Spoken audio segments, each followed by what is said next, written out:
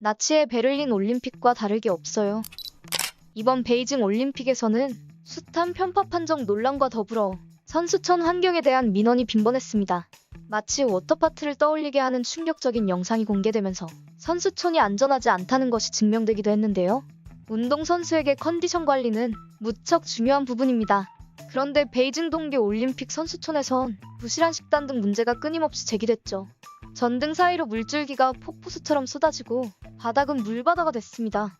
물이 흥건한 곳은 멀티탭까지 있어 감전 위험이 걱정되는 상황인데요. 핀란드의 한 선수가 온라인에 공개한 영상도 화제가 되었죠. 애초에 이 건물은 동계 올림픽을 위해 새로 지어진 것이라고 알려졌는데요. 이 영상은 빠르게 확산돼 부실한 선수 시설에 대한 지적이 잇따라 발생했습니다. 그리고 올림픽 내내 참아왔던 외국 선수들의 폭로가 시작됐습니다. 이번 올림픽에서 금메달을 딴 뒤 귀국한 스웨덴의 스피드 스케이팅 선수 닐슨 판데르 포엘 선수는 중국의 인권 탄압 문제에 대해 가장 먼저 입을 뗐는데요. 그는 이번 베이징 올림픽에서 남자 스피드 스케이팅 5000m와 1000m 두 종목에서 메달을 목에 거은 메달리스트이자 세계 신기록과 올림픽 신기록을 세운 주인공입니다. 올림픽 경기 일정을 모두 마치고 귀국한 그는 기자회견에서 중국의 인권 상황을 폭로했습니다. 중국이 동계올림픽을 개최한 것은 매우 끔찍한 일이에요. 하지만 현재 아직까지 스웨덴 대표팀 전원이 중국을 떠나지 않은 상태이기 때문에 더 많은 이야기는 할 수 없는 상황입니다. 라고 말한 것인데요.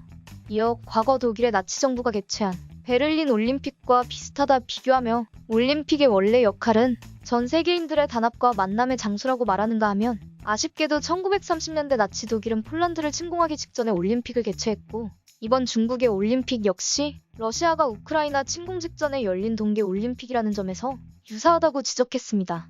또 중국과 같은 심각한 수준의 인권 침해 국가가 올림픽을 개최하도록 한 것은 매우 무책임한 선택이었다며 잘못을 꼬집었죠. 아마 닐슨 선수는 올림픽 전부터 중국의 인권 문제를 폭로하겠다고 마음먹었었나 봅니다.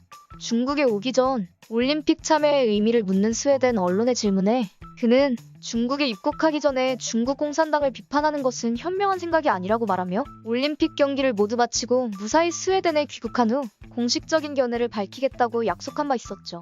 한편 중국은 닐슨이 중국의 인권 문제를 폭로한 것과 관련해 아직 공식 입장을 밝히지 않은 상태입니다. 앞서 이번 올림픽에 참가한 나탈리 가이젠베르거 선수 역시 중국 내부의 심각한 인권 문제를 꼬집는 듯 보였는데요. 할 말은 많으나 중국에서는 하지 않겠다고 발언하며 말을 아꼈습니다. 루지 여제로 불리는 그녀는 지난 8일 베이징에서 열린 여자 루지 1인승에서 1위로 결승선을 통과하면서 해당 종목 3연패를 달성한 주인공입니다.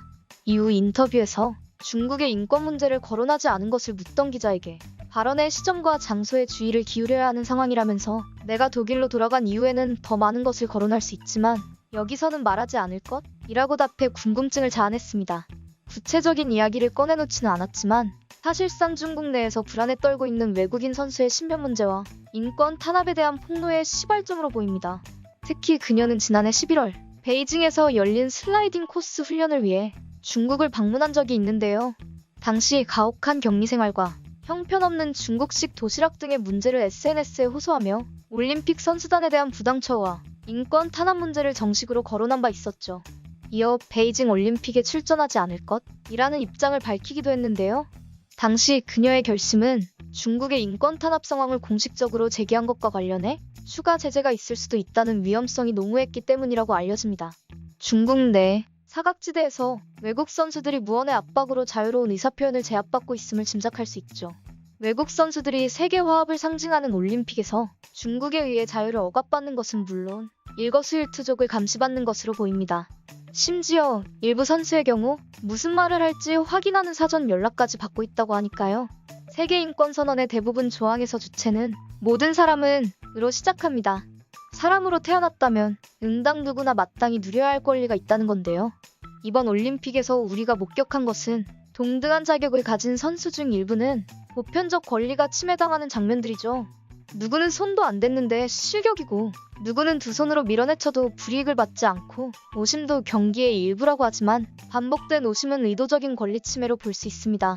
이에 중국 정부는 부정하지만 합리적 의심을 지울 수 없는 상황의 연속으로 보입니다. 말도 많고 탈도 많았던 베이징 올림픽도 폐막식을 끝으로 마무리되었는데요. 우리나라는 금메달 2개, 은메달 4개, 동메달 1개, 총 7개의 메달로 랭킹 14위에 올라 있습니다.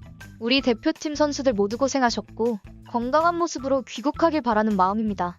오늘도 이슈포커스의 이슈가 재미있으셨나요?